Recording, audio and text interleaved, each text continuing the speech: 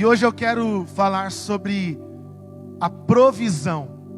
Quando acontece lá em casa, provisão. Para muitos, provisão é ganhar na loteria. É achar que, como as fábulas contam, que vai aparecer alguém com uma varinha de condão, de uma maneira mágica, ou o gênio da lâmpada, para mudar definitivamente a condição da nossa vida, das nossas finanças, num passe de mágicas, reabastecendo ou dando para nós uma condição ideal de vida. Mas o sentido real da palavra provisionar é abastecer constantemente, ou encher, suprir, equipar, o que mostra que a provisão, ela deve ser visto como um cuidado contínuo, diário sobre as nossas vidas. Quando o povo de Israel está no deserto, eles provam disso.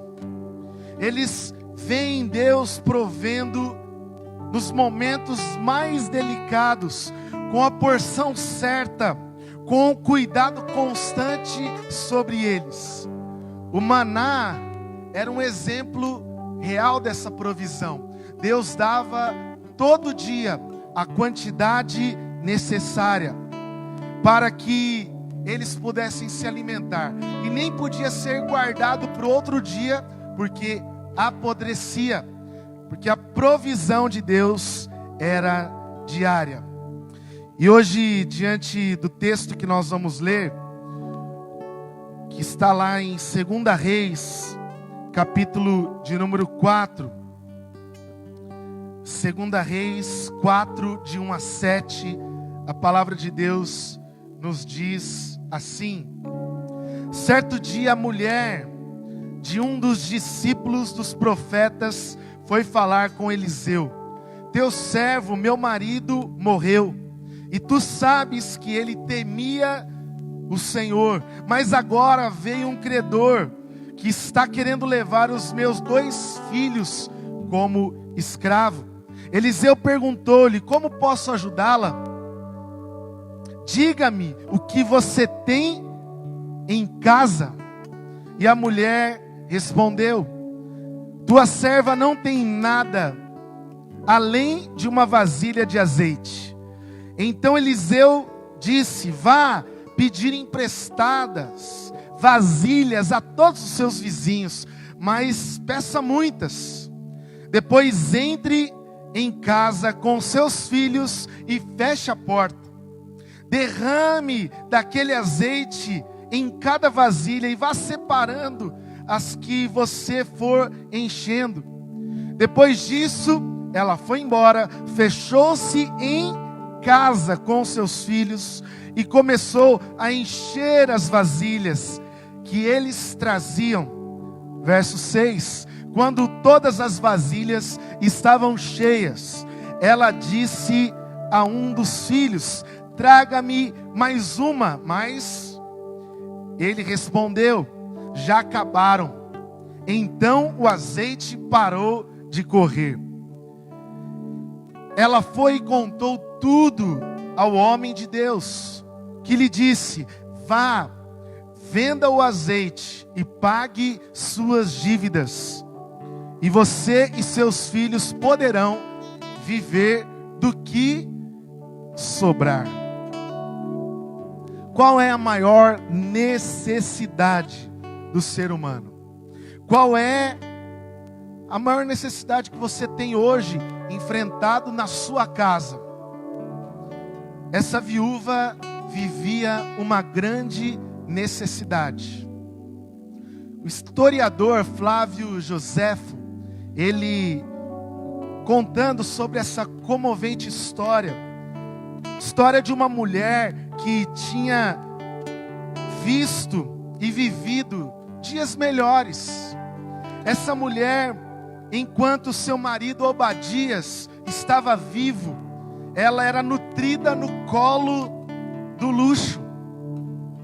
Como Obadias era ajudante do rei, Acabe, ele era camareiro, ele tinha do bom e do melhor. Já após a sua morte, a viúva se vê numa condição completamente adversa. E com o tempo, não tendo mais nada, essa mulher já não tem do que sobreviver. E não tendo mais valor algum em casa, ela descobre que ainda o seu marido havia contraído dívidas. E dessas dívidas bate na sua porta um credor de coração duro, que não está muito preocupado com aquela viúva, apesar que deveriam cuidar bem das viúvas naquele tempo. Mas ele diz para aquela mulher que ele deveria, se não recebesse o seu dinheiro, pegar os filhos, os dois, vender como escravo, como a lei judaica permitia, para que ela pagasse a sua dívida. Imagine o desespero dessa mãe. Mãe que agora não está pensando nem no pão, não está pensando nem mais no básico que ela precisava, mas ela agora está pensando em já ser viúva, não ter um marido para prover, para ajudar, para suprir, e agora ela está para perder os seus filhos. Mas o profeta de Deus, Eliseu, fala: o que você tem na sua casa, mulher? Ela dá uma olhadinha, não tendo aparentemente nada, ela avista o último produto do seu olival. Ela, com toda a probabilidade, aquela botija era a última da sua casa e da produção que o seu marido outrora tinha na sua propriedade. E aquela última vasilha era o sinal da sua extrema pobreza. Agora Eliseu vem ser para ela uma fonte de conforto, de provisão, de esperança. Como Max Lucado diz, não é fácil manter a fé em meio à perda, ao sofrimento, mas o poder reparador de Deus conforta e fortalece. Eliseu vem ser essa fonte reparadora de conforto, em um momento que nem sempre nós temos a capacidade de manter a fé. Um momento de perda, um momento de escassez, um momento de falta de provisão. Mas eu queria te dizer como a provisão chega na vida dessa mulher e pode hoje acontecer na sua própria casa, na sua própria família. Porque, em primeiro lugar, a provisão, ela começa a partir do pouco. A provisão, ela começa a partir do pouco. O que essa viúva tem em casa? Aparentemente nada. Aparentemente aquilo que era insuficiente. Apenas uma vasilha de azeite. O azeite tinha um valor econômico naquele tempo, mas algo que era insuficiente para aquela hora, algo que era pouco, se torna suficiente para pagar a sua dívida. Não mais entregar o seu filho, os seus 2 filhos, para serem vendidos como escravo. E ela tem agora a solução. Não a partir do muito, mas a partir do pouco. Quando nós olhamos para o Novo Testamento, nós vemos Jesus multiplicando o pouco. Poucos pães, poucos peixes, que como no texto de 2 Reis, eram obras aparentemente do esforço humano. O menino podia falar: eu que trouxe esses 5 pães e esses 2 peixes. A mulher podia falar: mas essa vasilha, essa botija é da plantação do meu marido. Mas a partir do pouco, a partir do nada, Deus faz com que aquilo que você tem, com que aquilo que eu tenho na minha casa, se torne muito, se torne algo abundante, que dê a provisão que eu e você precisamos. A palavra de Deus diz em Mateus 25, 21, em uma parábola, que o Senhor respondeu: muito bem, servo bom e fiel, você foi fiel no pouco, eu porei você sobre o muito. Venha e participe da alegria do seu Senhor, porque você valorizou o pouco, porque você deu atenção ao pouco. Eu fico imaginando uma geração que hoje desvaloriza o pouco, desvaloriza os simples, os pequenos começos da vida. Mas eu quero voltar o seu olhar nesse dia, dizendo para você que a provisão começou na vida dessa mulher através do pouco, de uma botija. Deus pode fazer algo na tua casa a partir do pouco. Talvez você esteja pensando assim: mas nem salário eu tenho mais, nem profissão, perdi meu emprego, estou buscando uma bolsa, salário, auxílio, e é o que eu tenho. Eu queria que você agora cresce de todo o teu coração. A provisão é um sinal que começa do pouco. Em segundo lugar, o texto mostra que a provisão vem como solução na medida certa. Se em primeiro lugar, a provisão ela pode ser um sinal que vem do pouco, do pequeno, a provisão ela vem como solução na medida que você e eu precisamos, na medida que aquela mulher precisava. A provisão para aquela mulher foi uma solução como resposta à sua dor, à sua angústia. Deus primeiro vem para trazer solução aonde não tem.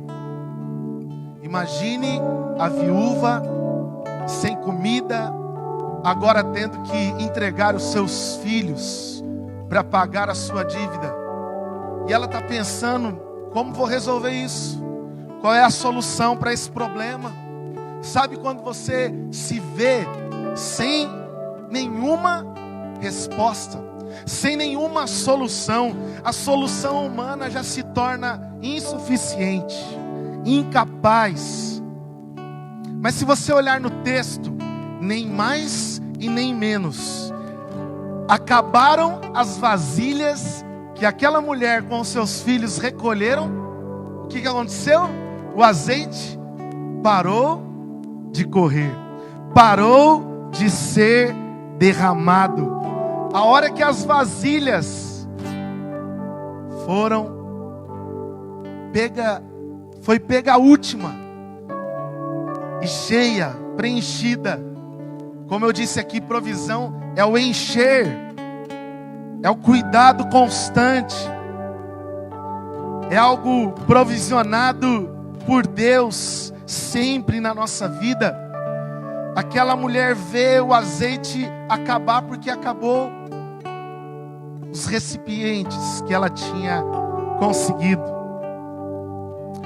E é nesse momento que aquela mulher vê a solução chegando, porque ela vende aquelas vasilhas e o profeta agora diz para ela: paga a tua dívida e vive com os teus filhos do que sobrar. Provavelmente chegaria algum momento que acabaria novamente os recursos, mas Deus prometeu provisionar a medida certa, o tanto que você precisa. O maior problema que o homem tem não é pão, não é pão, não é azeite. Todos nós temos uma dívida impagável. Você tem uma dívida, um problema que você mesmo não pode solucionar. Sabe por quê? Jesus já prometeu que Ele mesmo seria o pão. Ele é o pão vivo que desceu do céu. Ele supriria. E Ele continua sendo o pão que nos é dado hoje. Não vai faltar. Ele vai te dar na medida certa para hoje. Para amanhã, não fique ansioso, como nós lemos já Mateus 6.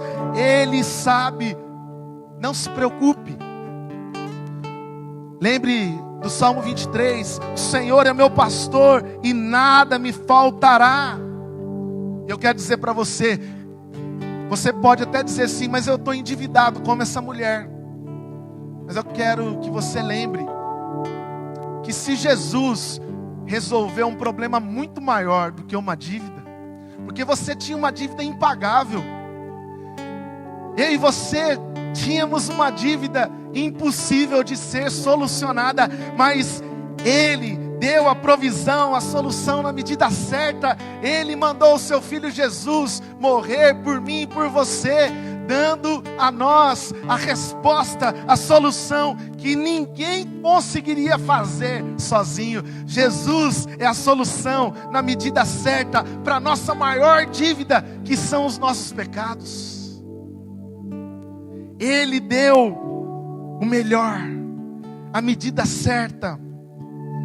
E eu quero terminar com a frase de Tim Keller, que diz: você não percebe que Jesus é tudo o que você precisa, até que Jesus seja tudo o que você tem.